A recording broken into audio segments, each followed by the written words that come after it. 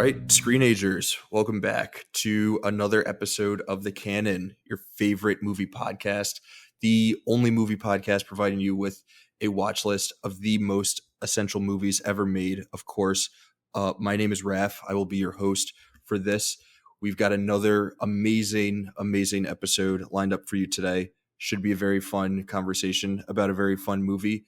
We're going to be talking about the Audrey Hepburn classic, Breakfast at Tiffany's. And to do so, we've got one of our favorite Saw contributors who has powered through every imaginable obstacle that has been put in her place in order to get on an episode this season.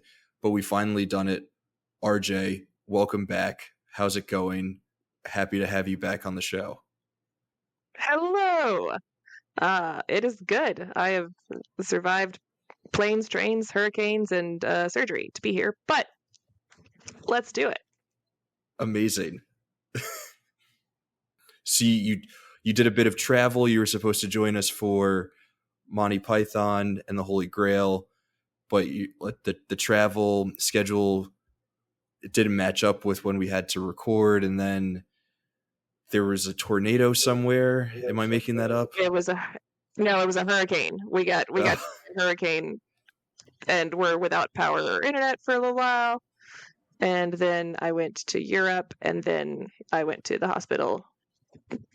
Not all in the same week, but it's been a wild few weeks. Yeah, you've had probably the wildest summer out of any of us here in the wasteland. Yeah, so I'm excited to just chill out and talk about Breakfast at Tiffany's with you. Amazing. Yeah, I'm excited for it. I'm happy that we're actually able to have this conversation. There was another, well, not scare. Well, yeah, I guess we could say scare. There was a scare that we wouldn't be able to have you on, but like you said, you powered through. You're here, and now we can talk Breakfast at Tiffany's. We should have recorded this at breakfast time so that we could have been eating pastries. We should have. Well, I guess you can eat pastries at any time of the day, but it would have made more sense for breakfast time. Yeah. We should have recorded this at Tiffany's too. That's yes. Swing. That would have been a little bit harder. Oh, well. Yeah. Okay, so I guess that's an interesting place for us to start, and actually get into the movie. Have you been to the Tiffany's in New York, the one that she goes to in this movie? Is that like a tourist destination spot for people? Do you know, I have not. I'm sure it is.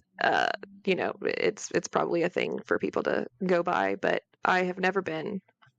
It's been many, many years since I've been to New York City, so. And I'm not sure where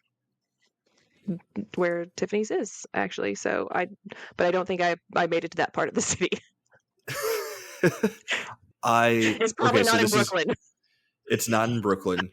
And I'm going to show a funny bit of ignorance because I do live in New York. I am a New Yorker. I've been here my whole life. My family's from here. And I don't know where Tiffany's is. I assume it's in Midtown-ish. I assume it's on Fifth Ave where a lot of the big shopping is. But Tiffany's has never been a store that has, caught my eye or been one that I've wanted to go into. So I've never sought it out. And on top of that I'm not a Tiffany's fan. Yeah. There's just, I don't know, there's not a whole lot there for me to be shopping for. I'm not cool or rich or anything. So, it's kind of out of my price range. I would argue that is inaccurate. You may not be rich, but you're definitely cool. I don't know why I threw cool in there. I guess you don't have to be, you just have to be rich. It doesn't matter if you're cool or not. You just have to be rich to shop there. Well, thank you for the compliment. Okay, so neither of us have been to Tiffany's, which means that neither of us has had breakfast at Tiffany's. but we have both seen Breakfast at Tiffany's. I had not seen this movie until about a week ago to watch it for this show. It was a big blind spot for me in my, movie watching.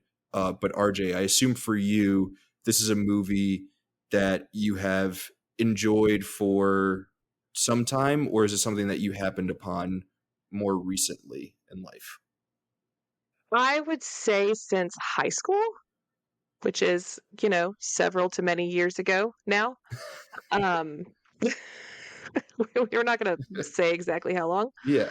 Yeah, I think, it's something I watched for the first time at some point in high school. I don't remember exactly what point, but um, I mean, I wouldn't say I became obsessed with it, but I did love it. And I ended up with like Breakfast at Tiffany's posters, and Hmm. I think I had like a little clutch, a little purse thing that had, the iconic picture of her with the sunglasses and Hmm.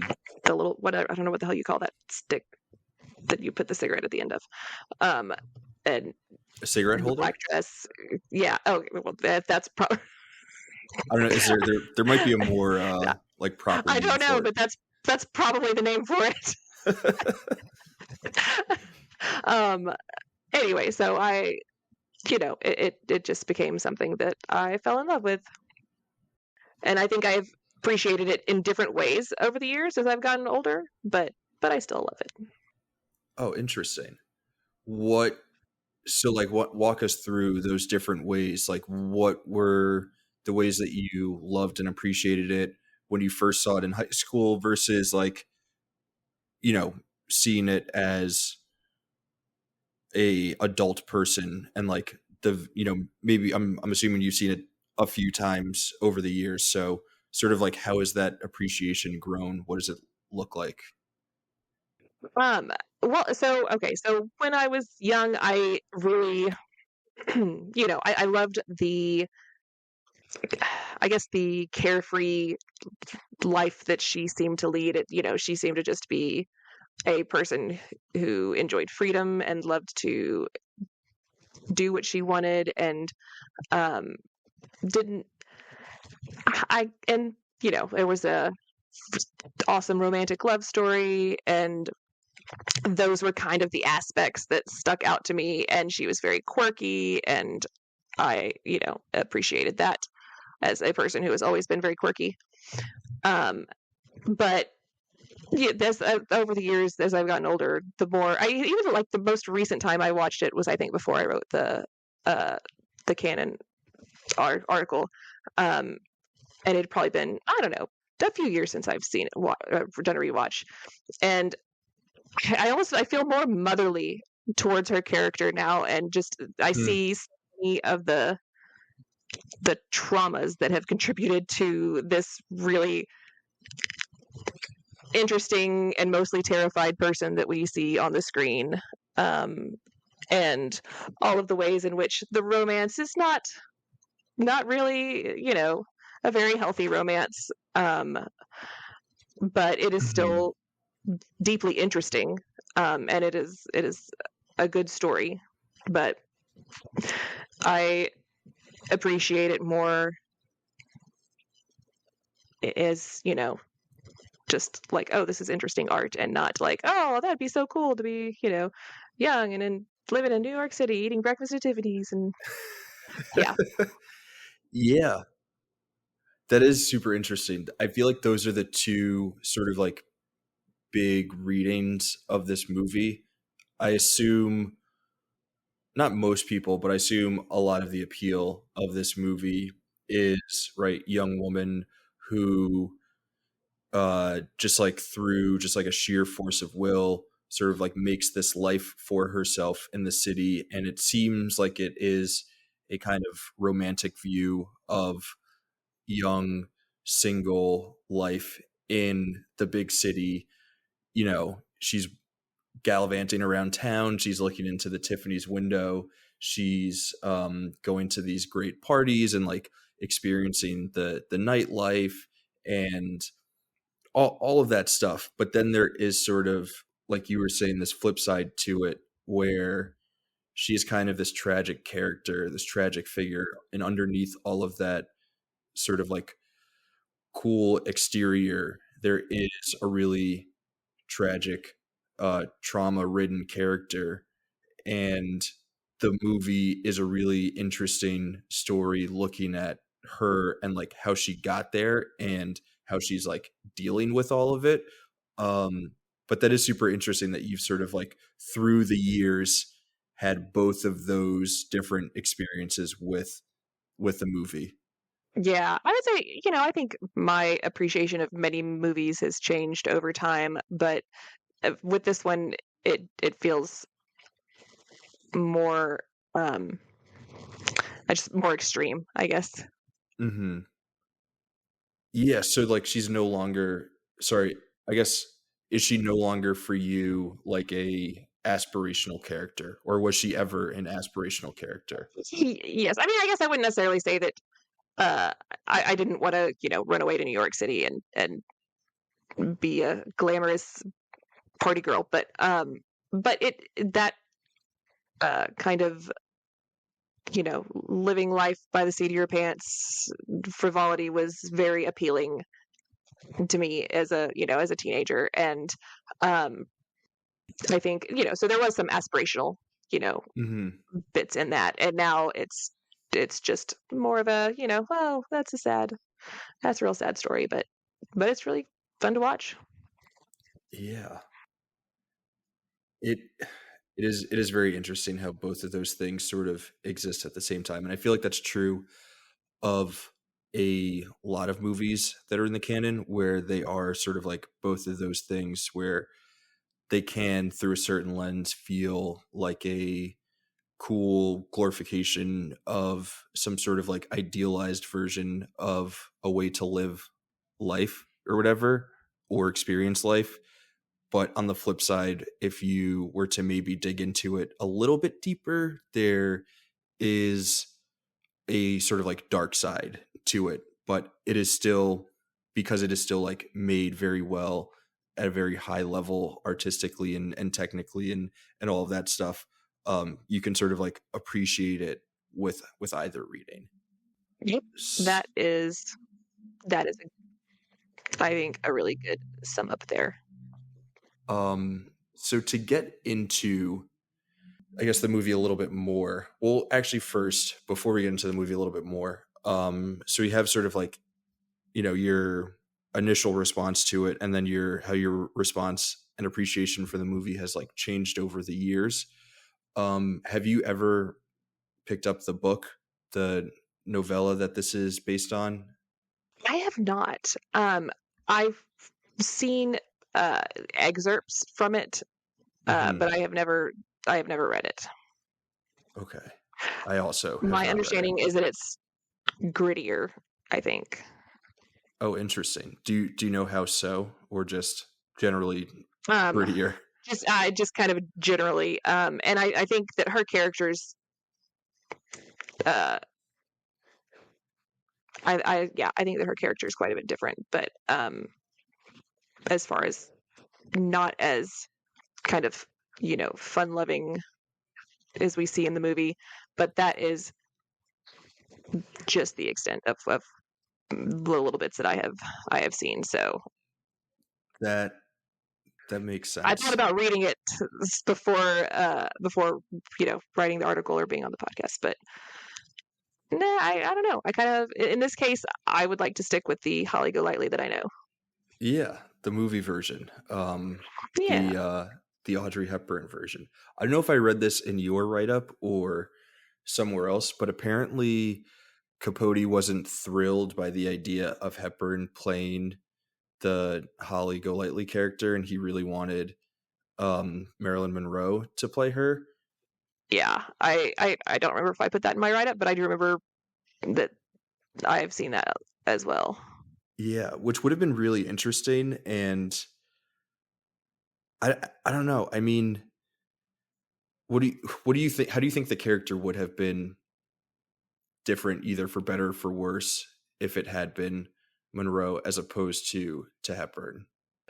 I Okay, so I am not a huge Marilyn Monroe fan. Not that I dislike her. I just not have not seen a lot of her work. So this is just my limited, general Hmm. knowledge of her.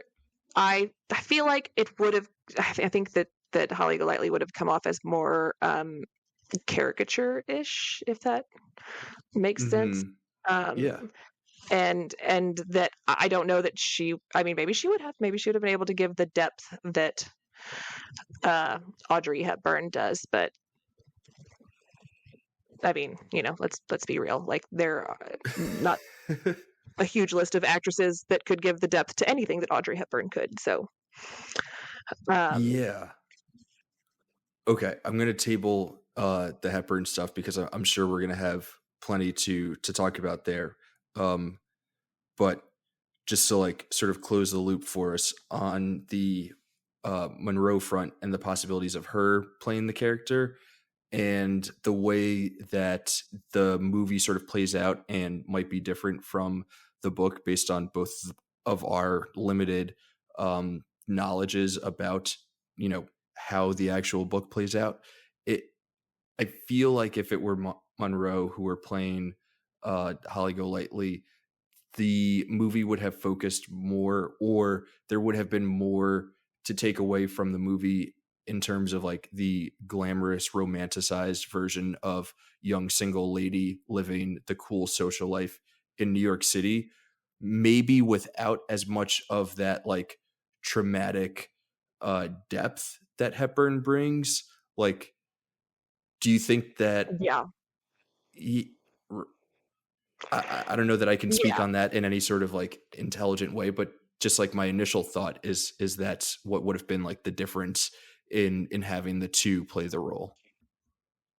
yeah. I think that's kind of what I imagine as well. Just it being more of the surface level of what I saw in the movie when I was a teenager versus the kind of deeper, darker underbelly of what is largely happening that I can recognize as an adult. I feel like that it would have maybe just stayed closer to the surface. Yeah.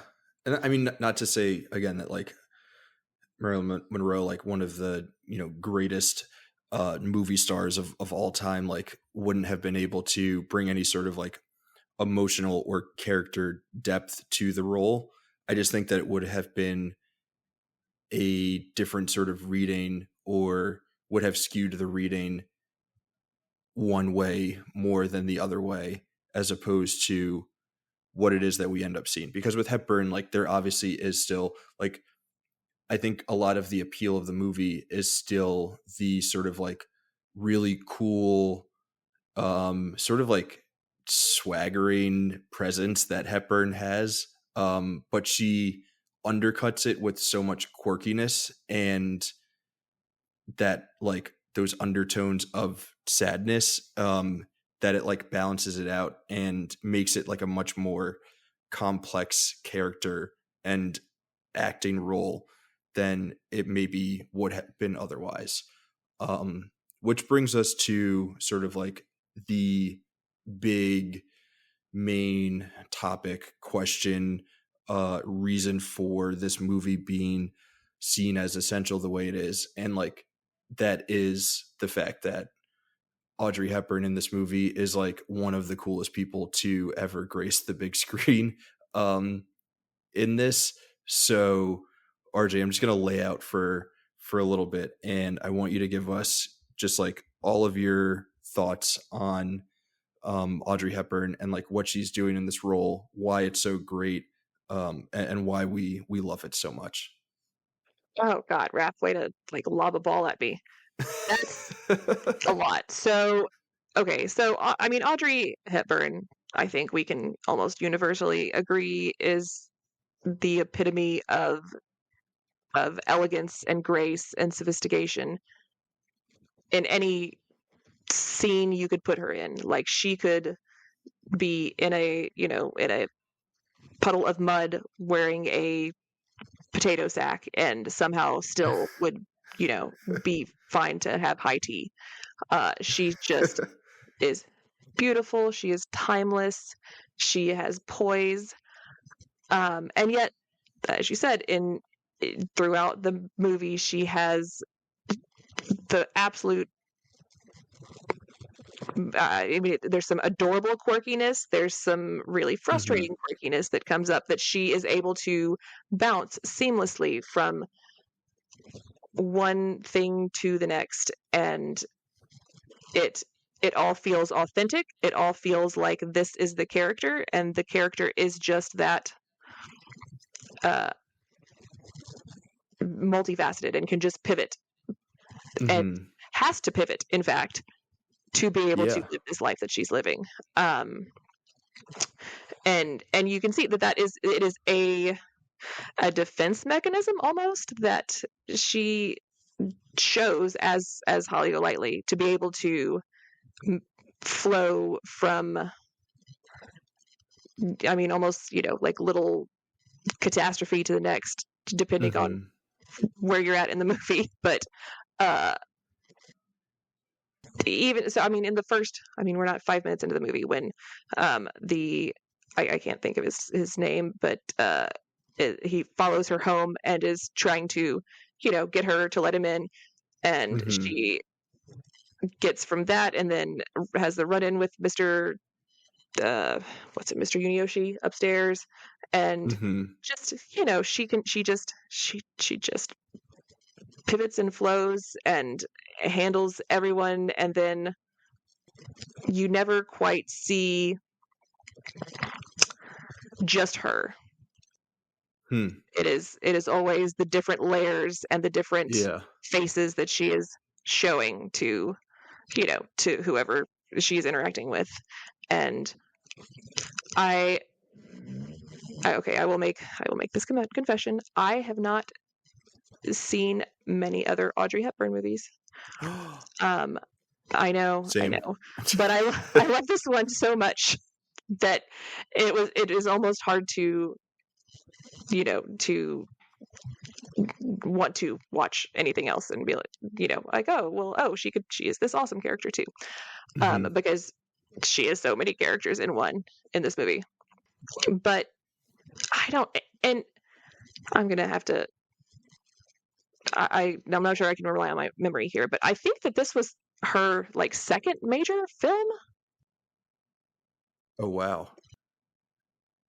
Uh, I can't. I may be misremembering that, but I know that it was early in her career, Mm-hmm. and to have such a, long lasting legacy, just even just the image, like her image, the Mm-hmm. is iconic.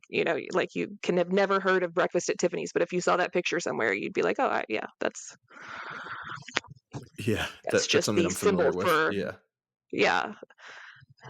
Um, so yeah, I don't know if that answered all of your questions, but I think it answered the core of all of those questions, and like, which is just like, how is she so great within this movie? I love how you pointed out that her quirks are both like very charming at times, but then also sort of like necessary and almost like a survival skill for the Holly Golightly character. And the way that Hepburn is able to like seamlessly go through and balance out, sort of like both of those sides and all of the other sides and dimensions of the character is like really, really remarkable.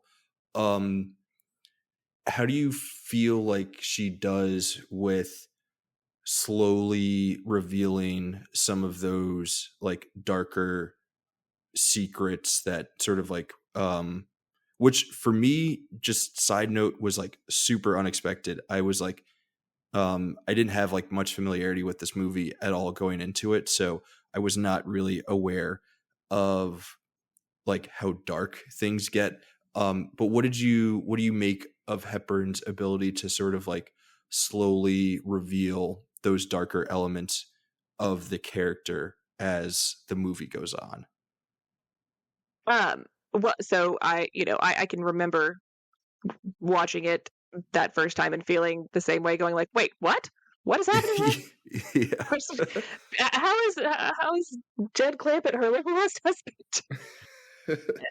husband? But side note, Buddy Ebsen, awesome. Uh, like creepy as her, very old ex-husband in this movie, Mhm. but excellent actor in his own right.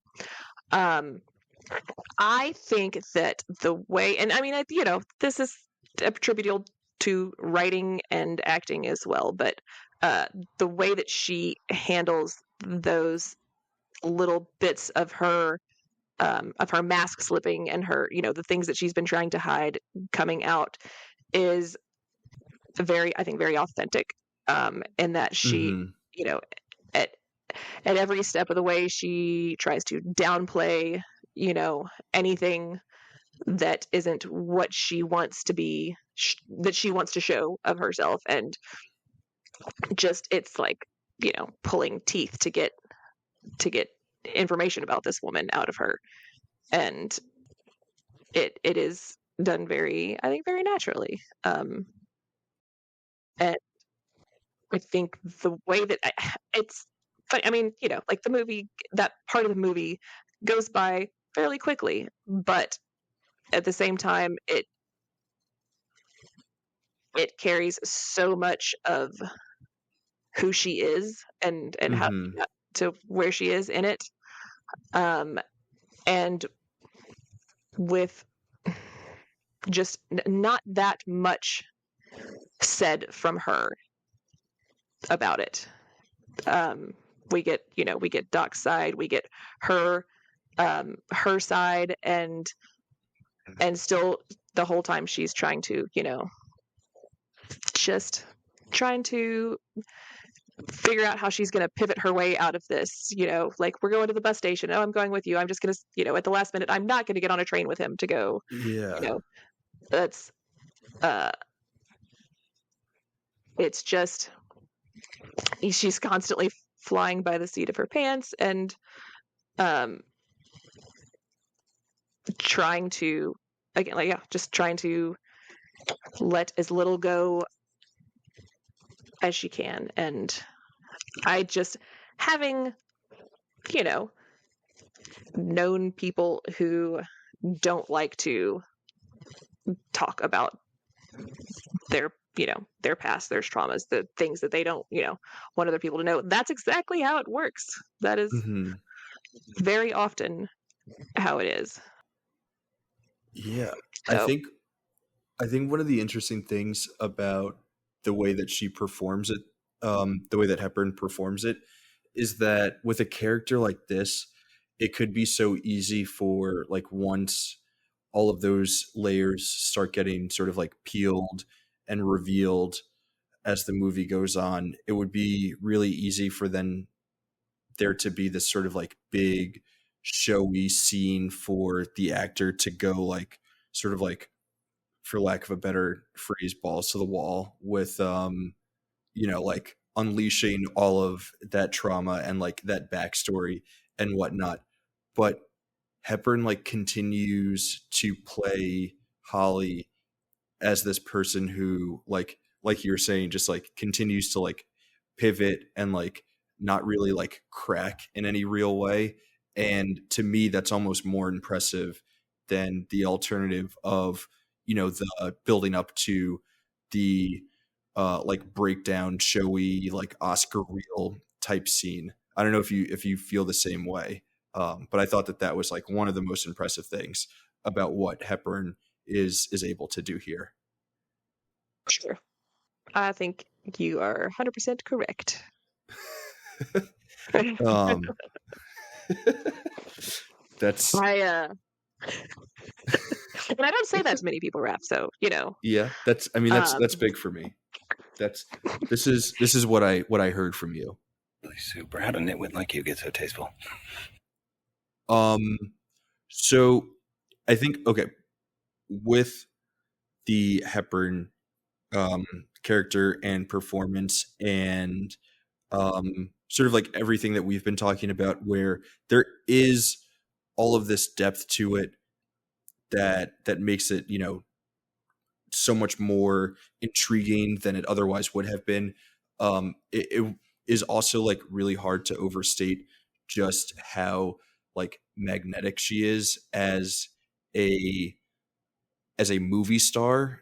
And I feel like movie stardom is something that gets thrown around in modern day movie discourse a lot because there's like a lack of movie star, so to speak. But then you watch something like Breakfast at Tiffany's and you see, you know, Hepburn with her hair looking amazing and she's wearing the sunglasses, and the way that she like tilts the sunglasses down and then like pushes them back up onto her eyes with like the cigarette like being perfectly held the entire time.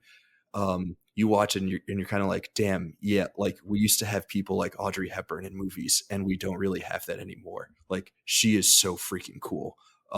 Like you were saying, she could, you know, be in the middle of the mud wearing a potato sack and like she would still look like the coolest person in the world.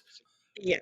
Yeah. You'd still be trying to be her friend. You'd be like, hey, yes, what are you doing at Friday night? Let's go to this party together. And I just want to be cool next to you. That's Yeah. I want to drink, you know, martinis with you or something, or whatever cool people do. yes, she is. She is so damn cool. It is, and charming. Just like the ease that she has to be so charming is, I really it's almost frustrating for the rest of us. Like how do you? All I've got is awkward. Yeah, Where was the charm line when we were picking up traits? I didn't get that one. we've got all of the awkwardness and all of the quirks with none of the charm. Yeah, but that's okay. We get to watch her be charming, and that's still cool. That is still that's enough for us. Very just like overall super iconic character, and a lot of it is due to the writing and direction and all of that stuff. But you know, you can frame that shot of someone looking into Tiffany's the right way with 1,000 different actresses, and it's only going to be as cool and iconic as it is with someone like Audrey Hepburn there. And like there aren't a lot of people like her, so you know, we're lucky to have the movie sort of exist in the way that it, you know, does. You brought up her being someone who no matter what you're going to want to be friends with, you're going to want to hang out with, go to a party with on a Friday night, which brings us to the Paul Varjak character. I don't know if I'm pronouncing his name correctly. Varjak. Yeah. Just call him Fred. She does. Yeah, just fake Fred. We'll call him fake Fred. Yeah, Who desperately wants to be friends with the Holly Golightly character, and then ends up, you know, sort of falling in love with her in ways that I will just to put it politely, I thought were kind of like boring and like conventional in the way that love story played out. But in terms of like him just like being so drawn into her as a character, I still think that that's something that's like super relatable, super interesting about the movie and the way that it plays out. So RJ, I was curious to hear what you thought about him as a character and like him being the sort of like stand-in for the like larger public's just like draw to the Holly Golightly character. Oh wow. Okay, so first of all, Paul Varjak is. I think he is interesting, very interesting on his own as a character. We don't see as much of him except through the lens of watching him chase after Holly Golightly in all of these different circumstances. But just this you know, kept man who is a writer who doesn't write and finally gets, you know, some inspiration from his quirky neighbor. That's, that's kind of I can see that that's a bit of a cheesy story, but I think he does it well. George Peppard is awesome, and in very very handsome movie star in his own right. Oh yeah. And I think that you need his straight man to her quirkiness, we'll say. And I think that does well to give to give balance to her. And I think watching him, I don't know. So I don't know that he actually falls in love with her so much as he falls in love with the idea of rescuing her, and feeling like he has some importance other than just being the kept man of this older society woman, which is such a quirky and interesting dynamic to watch happening. I don't know. There's so many different things going on at once, and yeah, the fact that he's having his whole little thing with his what does he introduce her as, his interior decorator? That's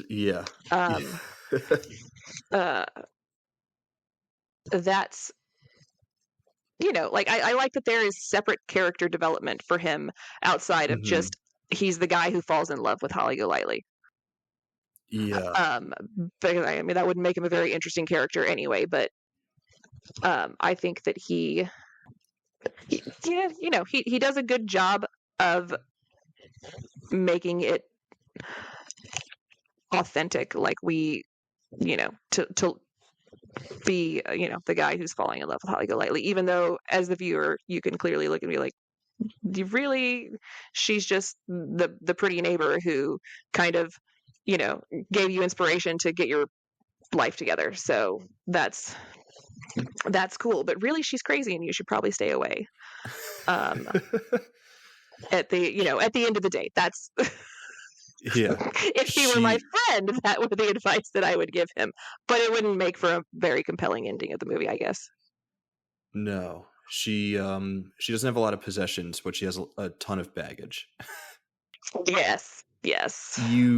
You are sort of changing my mind about the way that I was reading the love story by the way that you're saying that the Paul character he's there to fall in love with Holly, as opposed to he's there as a guy for Holly to fall in love with. And I think because of like the way that my brain has been wired by classic Hollywood, or just like movies in general and like conventional love stories, I was reading it as like, oh, she's just going to fall in love with this guy because like he's there, and like it's just going to end with this message of like all women just like need to find a guy to fall in love with.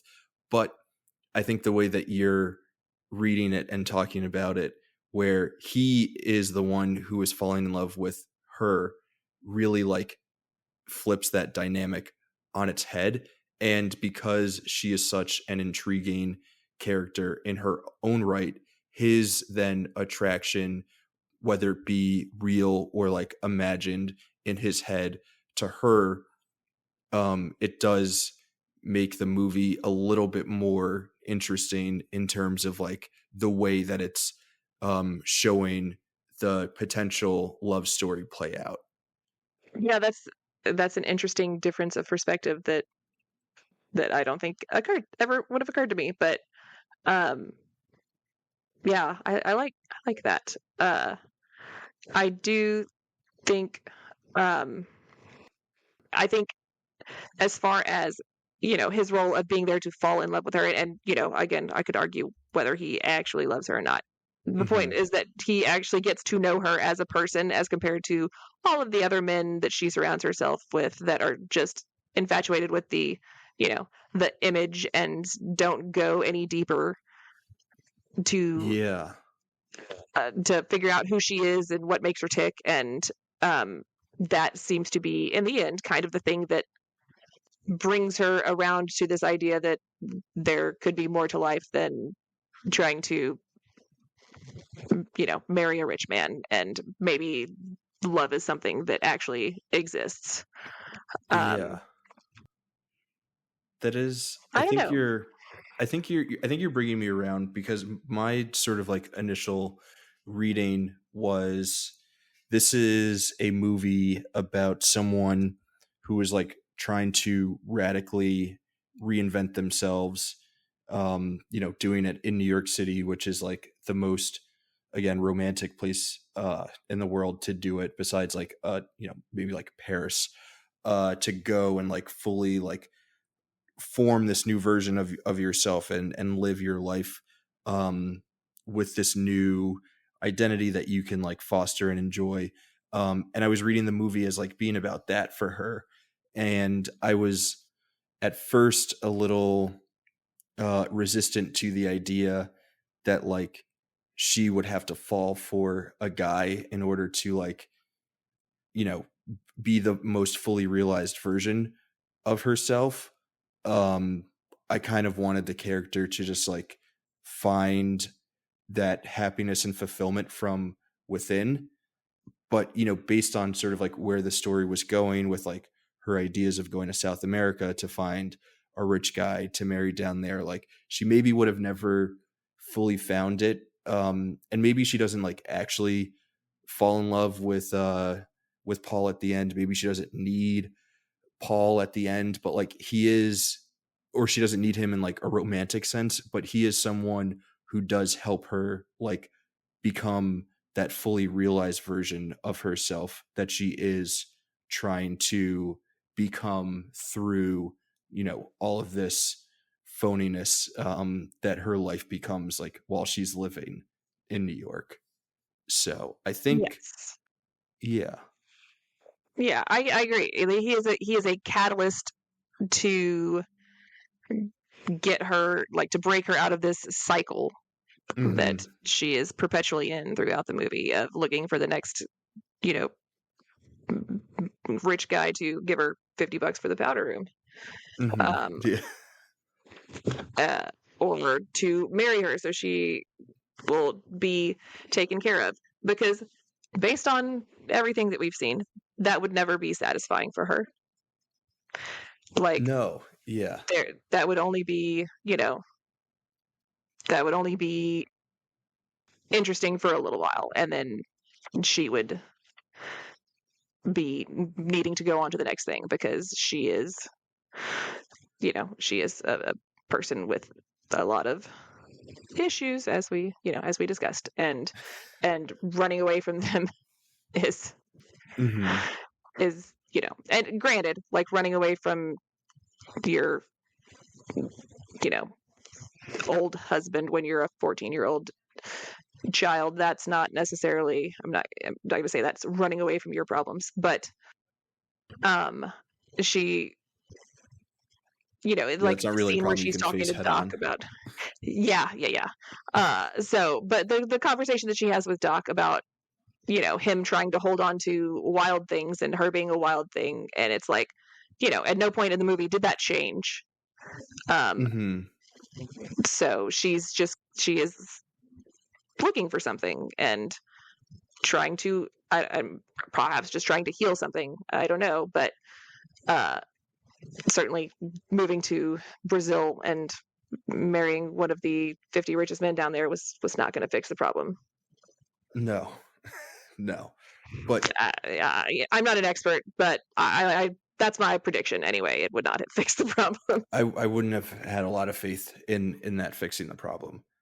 Um, I do feel like this is a great sort of early example of a movie or story about young person moves to new city, and like usually New York City, and it's just like, I'm gonna figure it out and just, you know, find myself Yep. here to the fullest extent. Um, like, do you? I guess in terms of thinking of this movie as essential in terms of like its lasting legacy and impact and influence on other sort of texts, do you agree that this is one of those like early versions of someone who's just like, I got to go to New York and, find myself the Big Apple, baby. Oh, If you can make it here, you can make it anywhere. I mean, for sure, that is. I don't. I wouldn't. Probably not the earliest example, but definitely one of the earlier examples. And I'm sure one of the ones that is responsible for making it seem so glamorous, because she can live out of half of a bathtub in a suitcase and still look awesome and cool all the time. Yeah. But yeah, I think that's probably fair. There's also, of course, lots of other tropes in there. Just generally speaking, the cute, quirky girl with the boy next door friend, like this is like the grown up New York City version of that. Yeah, And it's like Friends, but just 1-to-1 instead of 3-to-3. Yeah. They needed more friends. That's yeah. Well, they had a friend upstairs, and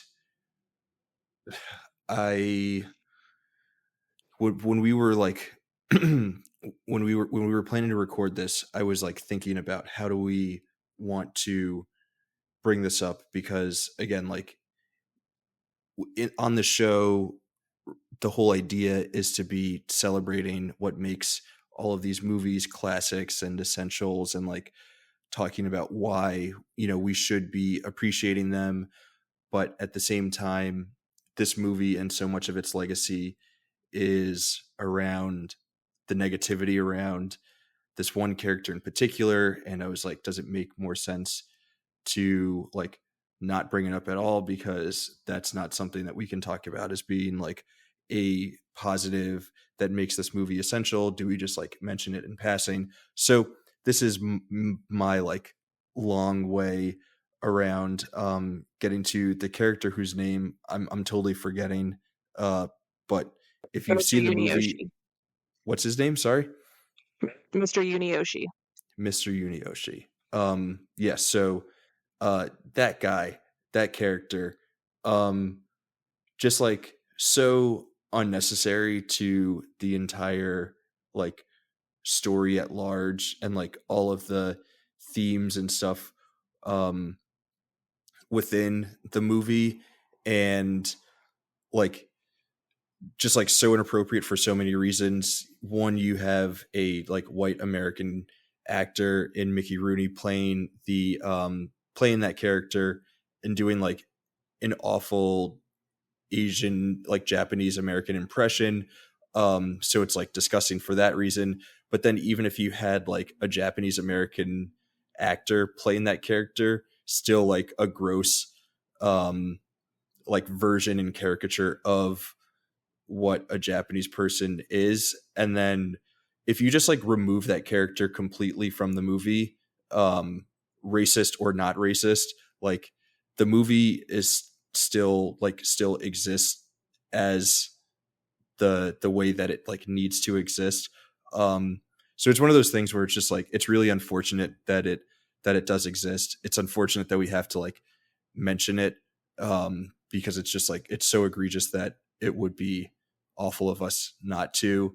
And it just like, it doesn't need, not to say that there are like racist characters in movies that do need to be there, but if if I were making a list of like the most racist characters of all time and like their significance to being in the movie, this character would be all the way at the bottom of like, we can totally cut this from the movie, and like your reading would not be any different. Right. Well, so okay, so I completely agree. Like, there's no reason that this had to be a like offensive Japanese collection of Japanese stereotypes played by Mickey Rooney. It could have just been a white dude played by a white dude. The character, though, this like creepy neighbor that is just one more person in like one Mhm. more man in her life that she is trying to use her charms on to uh get around the fact that she's a really crappy neighbor, and that sucks. She's a Mhm. very bad neighbor. She is. But he is a really creepy neighbor, and it is, I Yeah. think, just another example of the impact that she has on a certain type of male that is she surrounds herself with, and also of how she interacts with those people. Because I mean, maybe by himself he would be a fine human being, but he is super creepy with her on more than one occasion in the movie. And That's so um, interesting. I because I was so just like turned off by the like blatant racism, I didn't even realize that that character also existed as like another awful example of men in the movie. Um so like yeah, if you just make him like a white guy played by another white actor, then that is just that then that becomes a great character to highlight yet again how terrible so many of the men within within Holly Golightly's life are, and like how horribly they treat her. But like I miss that because I was just focused on like, oh, this is like really really gross, so I kind of just like turned my brain off to like ingest like anything that was happening when that character was around. yeah, and there's a lot of like you know physical comedy involved in his scenes. That is you know you're like focused on that part of it, and not you miss some of the little subtle moments. And so I think that kind of is problematic, even if the portrayal being very racist wasn't problematic in and of itself. The fact that it also distracts from being able to see those subtle things. It's it doesn't like that's to me that is the purpose that character should play. uh Hmm. and by making him this kind of comic relief, you uh downplay those aspects of those Yeah, interactions. And so it's the character is problematic for one reason, but it should be a problematic character in a reason that like furthers the um like thematic thesis of the movie that like is there to show us like, hey, like men, don't be awful to to women, um especially if they're like ones or, I mean, don't be awful to women ever, um obviously, but it then becomes like even more complicated and complex when it's a character like Holly who has experienced so much trauma and is like time and time again being mistreated by the men around her in her life. And like a lot of the other male characters are problematic for that reason, but it is like in furtherance of that central core thesis of the movie, in a way that like the I'm forgetting the name again, the Rooney character like um doesn't like fully isn't fully able to help us with that like understanding of the movie. yeah, that it's unfortunate, Okay, but how do we get back to the fun it's probably too stuff? late to do anything. Yeah. um that's true. That's a good question. We could go back to talking about pastries. Oh yeah, um we could talk about pastries. What is she eating in that opening scene? I don't Is it a croissant? I want to say croissant. I don't know. I don't know, but it looks,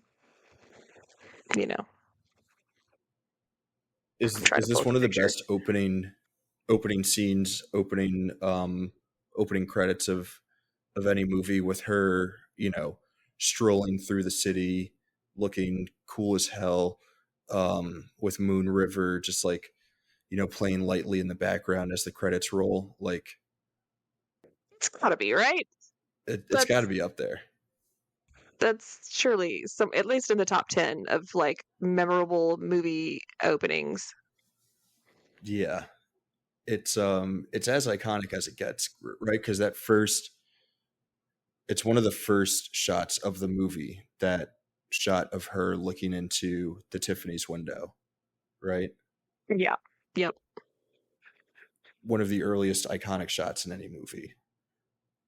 Um, do do you make anything of like her obsession specifically with Tiffany's and like what it represents for Holly as a character throughout the movie?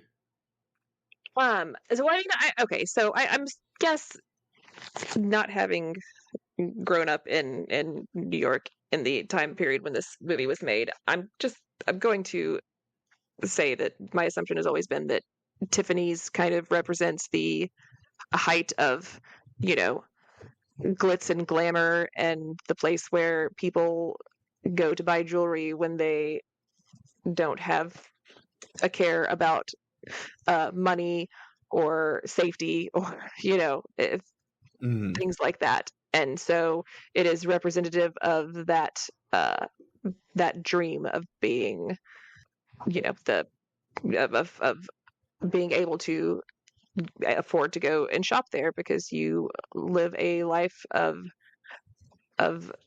that tax bracket, I guess, is maybe the, like, that you're rich and you get to go buy jewelry at the fancy jewelry store that I can't even afford to go, or can barely afford to go buy a, what is it, a little phone dialer pin. I can't remember, what is it that they have something, they ended up having a ring inscribed there, but that's all that they can afford to yeah. do. Yeah, they show up with like So $10 and they're like, what can we get for this? yeah. So Yeah, I mean, I think that sounds right to me. It's this like perfect, just aspirational thing for her and like the life that she like so desperately wants to live, or that she like assumes that she so desperately wants to live, and is like maybe not necessarily what will actually grant her the sort of like deepest happiness that she could experience. yep. I wonder, I would be interested to see, what the sales at Tiffany's did after this movie came out. Surely it became, like, if it wasn't already a famous place Hmm. anyway, it surely became like the most famous place to buy jewelry ever.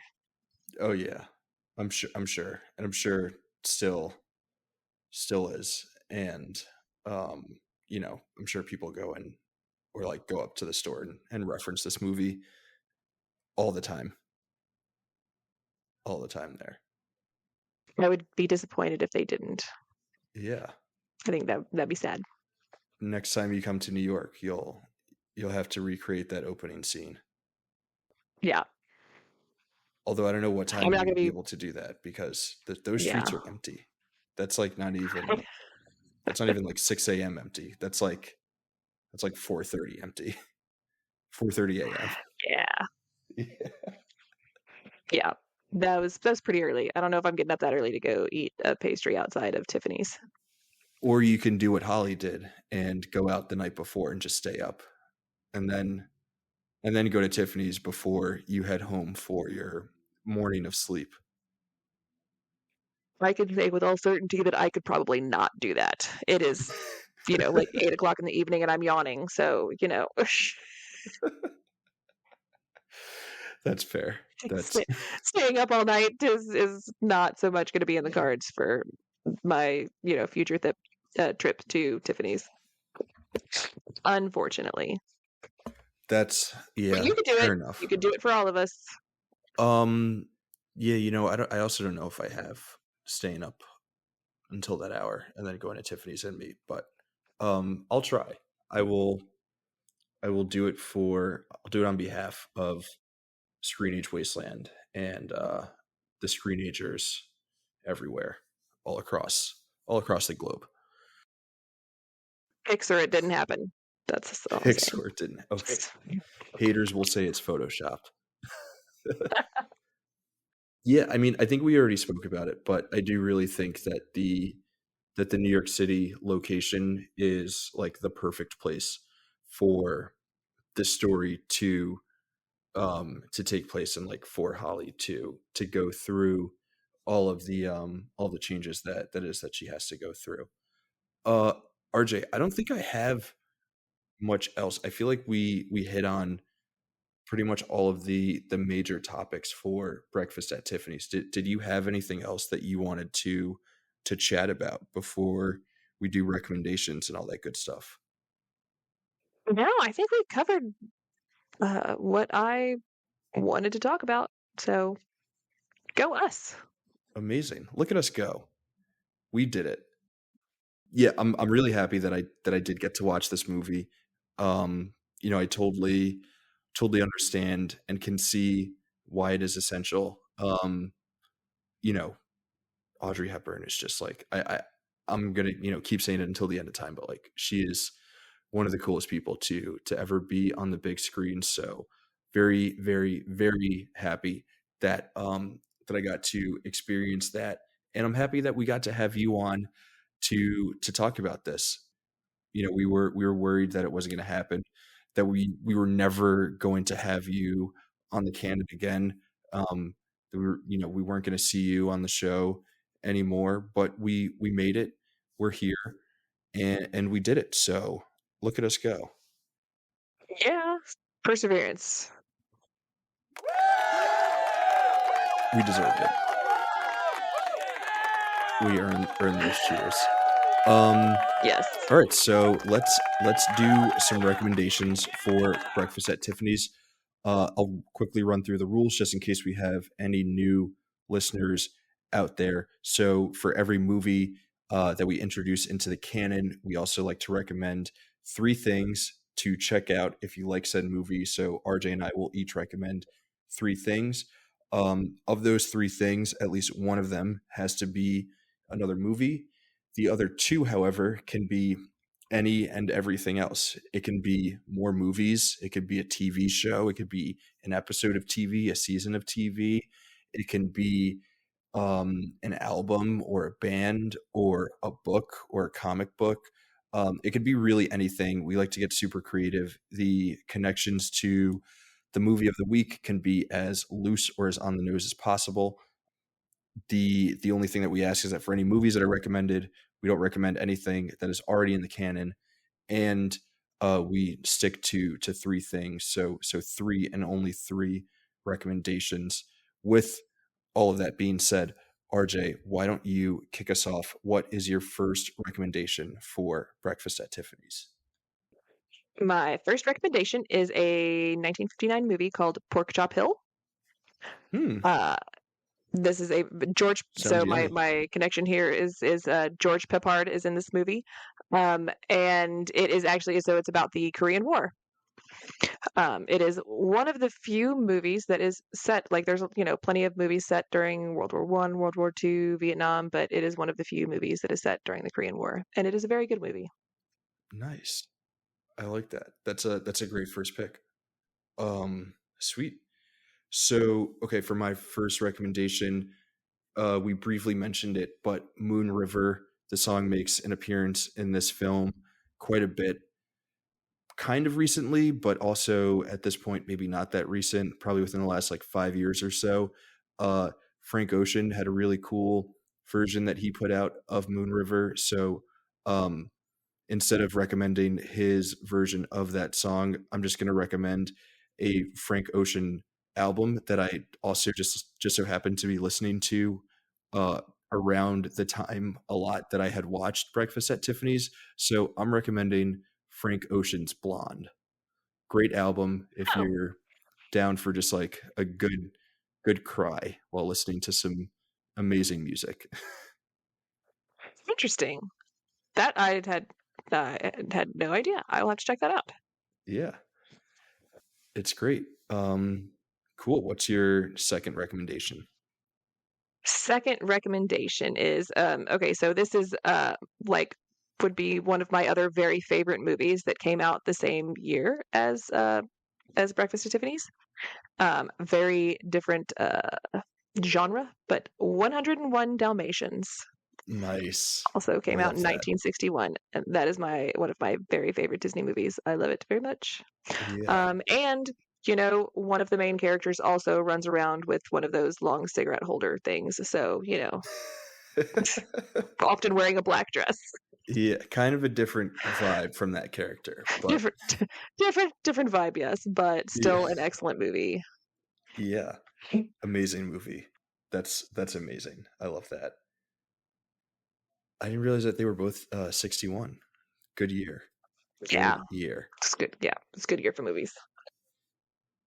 Okay, for my second recommendation, I'm gonna go with a novel that I don't read a lot of novels typically, but I read this novel for a book club that I do at work, and I read it maybe like a month ago, so it's like kind of top of mind. And it is also about a young woman in a new city who is going through a form of radical reinvention and self-discovery and liberation and all of those cool things. So the novel that I'm recommending, and I don't have the author's name unfortunately, but it's just called The Paris Novel. I believe it was written by someone who is like a fairly famous food critic for the New York Times. So I'm sure that there are listeners who are like, how do you not know her name? But pretty cool book, and definitely has like some similarities in themes and elements similar to Breakfast at Tiffany's. That sounds very good. Can you say the name again? The Paris Novel. Paris. Okay. Yeah. Like the City of Lights. Yeah. Okay. That sounds like something that I would like to read. Yeah, it's cool. It's a nice read. I don't know if you're prepared for my third recommendation, Raph. Uh-oh. I got. I'm not sure if this is very creative or very uncreative. I'm excited. I'm thrilled. So my third recommendation is, and I mentioned pastries several times. My third recommendation is Shipley's Donuts. Oh, I don't know Shipley's Donuts. Is that a regional thing? Oh, Raph. So I think it's more of a southern chain.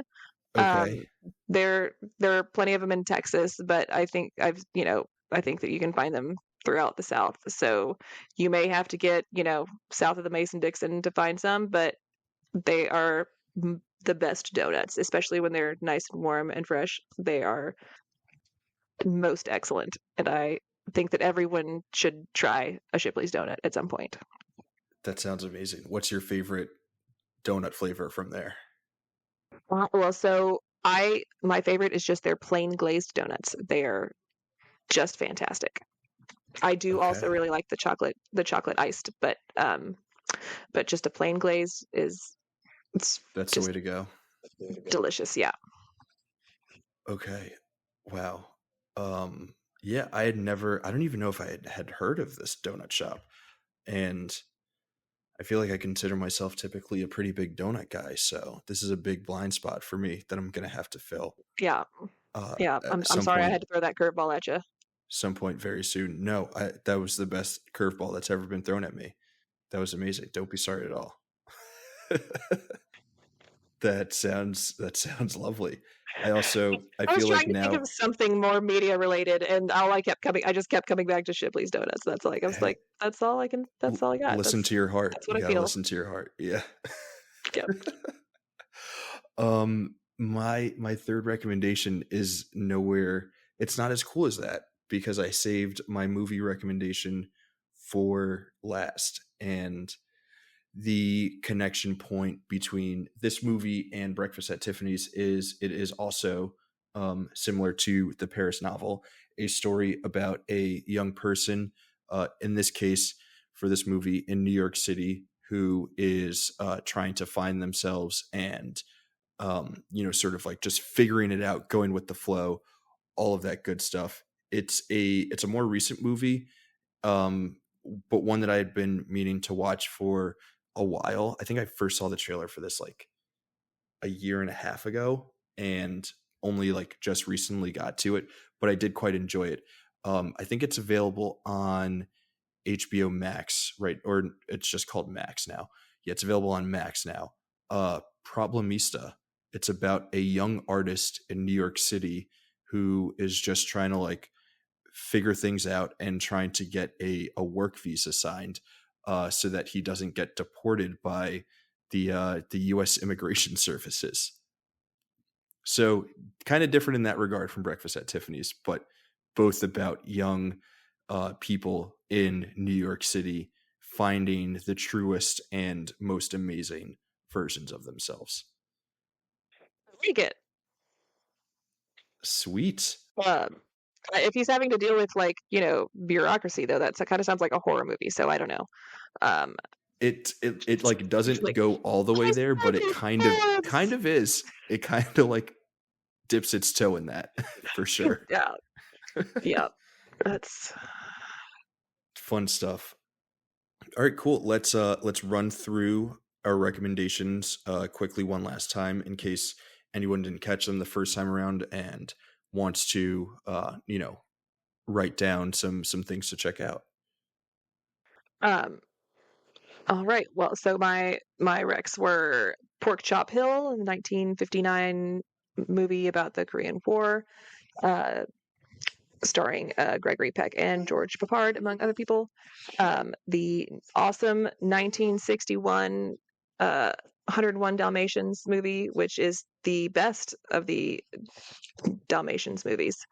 And Hell yeah. then, of course, Shipley's Donuts is my third recommendation. If you have not had a Shipley's Donut, then you should get yourself to somewhere where you can get a Shipley's Donut. I will be furiously Googling where the closest Shipley's Donut is to me once we finish recording here, and getting myself there however I can. My three recommendations are Frank Ocean's Blonde, because Moon River is in this movie and he also has a version of it, of course. The novel, the Paris novel, by author whose name escapes me at the moment, and the 2023/2024 film Problemista. RJ, thank you. This has been an absolute blast. I'm happy we were able to get it done. This has been another great discussion about another amazing movie, another essential movie. Before we get out of here and wrap things up, I don't know, RJ, if you have anything, any write-ups or anything coming up on the website that people should look out for. I would assume no, since you've told us that you've just been through like a whirlwind of a few weeks. So, but in case you do. Let's see. Not anything coming up. Let's see. Super soon. I don't think. I know I've got a Canon write up on that's coming up in September. And those list the list is that for that is released already, right? So it's not like I think so. Yeah. okay. You won't be spoiling anything. Yeah. So the Treasure of the Sierra Madre is I will be doing a write up for the Canon. And nice. I think that's all I can think of right now. Sweet. So, yep. I love the old movies. I just love them. They're classics for a reason. Yes. Well, next week we have another great episode. It won't be a classic, but another essential movie. We are going to be kicking off what will be back-to-back weeks of Harry Potter talk.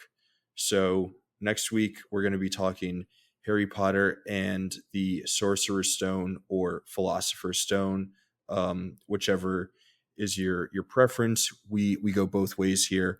So we hope that you join us for that episode. In the meantime, there are endless great write-ups, reviews, lists, and whatnot on the Screen Age Wasteland website that you can check out, that maybe don't include words from RJ or myself, but many of our other great contributing writers over there. So check us out there. There's a ton of fun stuff going on there. You can obviously continue to catch us here on the Canon, wherever it is that you are listening to us. If you are feeling generous enough and want to leave us a 5-star review, it would be greatly appreciated. If you don't, that's fine. If you just want to listen, we appreciate that too. We will see you back here next week, like I said, for Harry Potter and Philosopher/Sorcerer's Stone. And until then, as always, we'll see you in the wasteland.